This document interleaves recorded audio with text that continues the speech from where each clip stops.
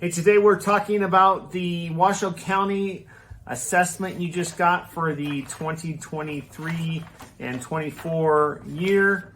Came in the mail. It's a very nondescript piece of paper that comes out in December that you should be paying close attention to. Once again, my name is Ken Angst, team leader of the Angst real estate team. We help people in Northern Nevada with their real estate needs.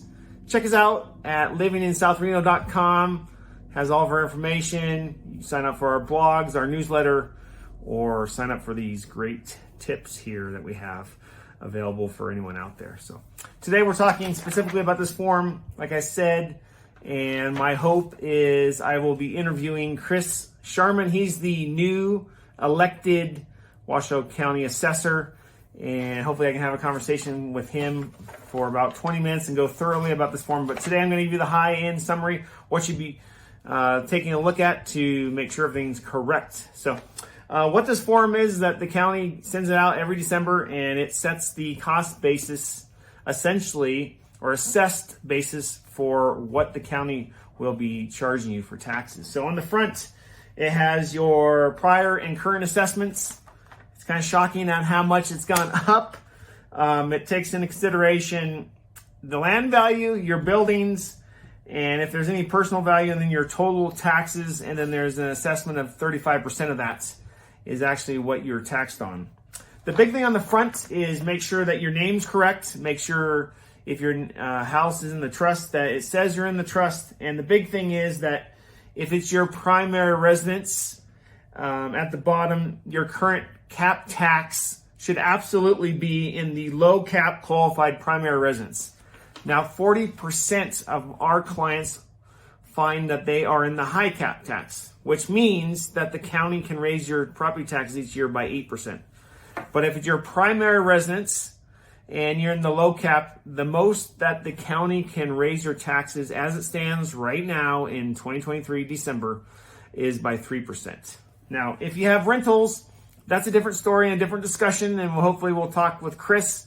It's actually based on how much you charge for rent determines if you're in the low cap or high cap for rentals. So on the back, it kind of just talks a little bit about all the different things that you need to know. It has some frequently asked questions, talks about a whole bunch of things, but the things that you need to be paying attention to is there is different types of assistance available for individual taxpayers out there. If you're disabled, if you're a veteran, there are ways to get your taxes lowered by a little bit to help you out, obviously, because we want to help those folks out. So take a look at that. There's a number on there you can call and find out more information. The other thing I want to talk about specifically, and we talked about, is what the tax cap is. Just keep in mind that if it's your primary residence and it's your owner, it's owner occupied, they can raise your taxes by 3% year over year. Now, there's a whole other discussion about the high cap tax, which is 8%. They can raise up to 8%. But that is a discussion about how much you pay for rent and all these other things that go into it. So take a look at that. And the other thing that you need to know is that you can actually challenge this. So if you don't like the assessed value or disagree on what the county has come up with you can call the number, and they are actually very helpful at the desk there to answer any questions. And if you have a challenge, there is definitely a method that you can go through to get into a situation where you can challenge it. So take a look at that. If you have any questions about the form, again, I'm going to be interviewing hopefully Chris Sharman, the Washoe County Assessor, and I will go through this form thoroughly so that you guys better understand it. Keep in mind that the tax system for property taxes in the state of Nevada is one of the most complicated in the country. It's based on a depreciating schedule. So when you buy a new home, you pay a lot of taxes, and if you have an older home, the taxes are significantly less. So keep that in mind when you're out there buying.